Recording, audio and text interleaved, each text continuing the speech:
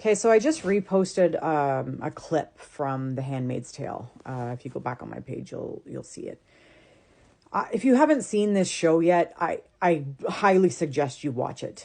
For the men out there who are going to say, I'm not watching no chick show, I actually asked my husband, I said, if you want to understand what I'm going through right now, give me 2 episodes. Just 2. Give me the first 2 episodes, and if you don't like it after that, I won't make you watch it. And he was like, okay, sure. So he started watching with me, and he's enjoys watching it. It's a fantastically done show. Whoever the director was who, brought it from the screenplay to the screen, amazing. Absolutely amazing. The amount of tension and the feels that you get watching this as a woman is so deeply disturbing that at some points I need to look away because I can't look anymore. Now, I do realize that a lot of the show is it's far-fetched. Okay, I'm not being unreasonable here. But what I'd like to point out is that this series started back in 2017. In 2017, they saw trends. They saw the rise of Zionism and lonely young white men syndrome. They saw the rise of this back in 2017. And they start and they show you in the show not just about how the women end up where they are, but how it really starts. How first it's acceptable to call people, FAGs, or it's acceptable to call immigrants by racist slurs.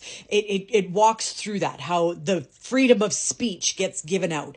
And so it starts with that. And then it starts with, slurs against women. You can call them nasty names. You can do whatever you want and nobody holds the men accountable. And the men get stronger and stronger in that sentiment and their buddies don't bother questioning them anymore because they don't want to get beat up because the alpha males are in charge.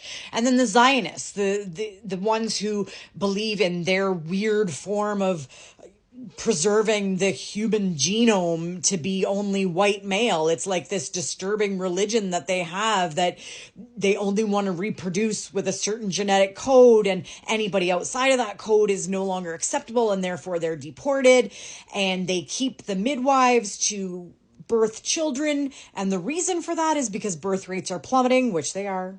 Not gonna lie, they are. So it's a whole belief system. And this belief system was prevalent enough back in 2017, back when the book was written, but more so in 2017 to start showing it in real life, what's happening right now in many countries around the world.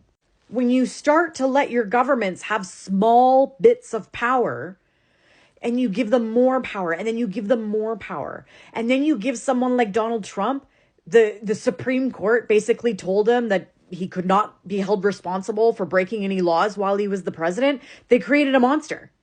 So this man's literally deporting U.S. citizens with no due process, with no trial, with no nothing. That's what's happening. And all of a sudden, the Conservative Party of Canada wants to renegotiate the safe third country law. I can't remember the name of it. Anyway, it's the law that decides which country you can declare refugee status in if you come into Canada or the United States. Basically, the first safe country that you come into is where you would apply for asylum. And so if you came, for example, from Mexico into the United States, you could not apply for asylum in Canada because you landed in the United States first. So you would have to apply for asylum there, right? Same with if someone came from Palestine and flew into Canada and then drove to the United States, they couldn't claim citizenship or refugee status in the United States. They would have to do it in Canada first. So right now, Donald Trump is removing U.S. citizens that he just doesn't like, because it's getting to that. They're all saying they just deported one man who apparently they believe was in a gang, but it was proven that he wasn't. But he's literally, I bet you, if he can get his hands on Joe Biden's going to El Salvador. I can pretty much guarantee anybody that stands up to him, because now he's suing the networks, he's suing all sorts of people. Anybody that went against him is pretty much in danger. So now you get to Canada, and the Conservative Party of Canada wants to renegotiate this treaty between the United States on the movement of people back and forth and who gets refugee status where. Why is this being renegotiated? What was the purpose of that? Because the law seemed fine so far. Is it because the conservatives know that at some point the United States is going to be declared an unsafe country for people to travel into? And now Pierre Poilievre's threatening to use the notwithstanding clause, which is like bigger than an executive order in the US. If he uses that notwithstanding clause, he's basically got free reign to do whatever he wants for the next 5 years. He's saying he's only going to do it for crime, but Trump said he was only going to do it for illegal immigrants too, and look what's happening. And this is how The Handmaid's Tale started. This is the first 2 episodes of The Handmaid's Tale, is how it started. What is happening right now in the US and in Canada, the trans aggression, the push against gay marriage, the push to women having control of their biological clocks, the bans on abortion. It's all the Zionism trend. It's all there.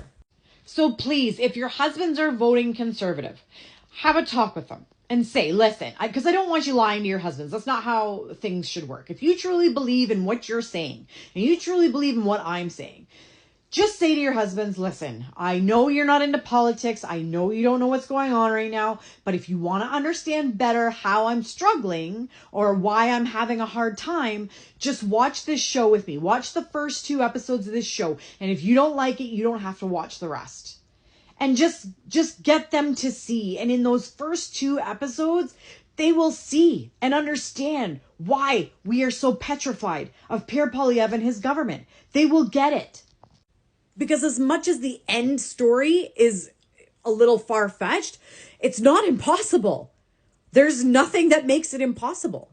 Because once you give your governments that kind of control over you, they'll stop at nothing. And I'm sorry, but Pierre Poilievre is not the kind of guy that I want to have unchecked power. Especially when he has no knowledge of economics, no knowledge of how to run a country, no knowledge of how to negotiate with guys like Donald Trump. He's just going to roll over. Now, I'm not saying Poilievre is going to sell Canada, but he's probably going to sell out the oil and gas industry. He's going to sell out Bombardier. He's going to sell out any other natural resources that we have, and he'll do it with his eyes closed because he doesn't care. Whatever the Zionists want him to do, that's what he's going to do. So I guess if you were like watching The Handmaid's Tale, Trump and actually Israel would be like the main commander guy. And then his cronies would be like Trump. And then the cronies driver, the guy that drives him around all day, that'd be Pierre. That'd be Pierre. Anyway, please go watch it. Just, if you haven't, just do that for me. Just watch it. 2 episodes. That's all I'm asking. And the more people that watch it, the more people will understand what we go through every time we walk through a parking lot with a set of keys in our hand because we don't want to be attacked. Elbows up, Canada. Stay strong. We've only got 2 weeks left.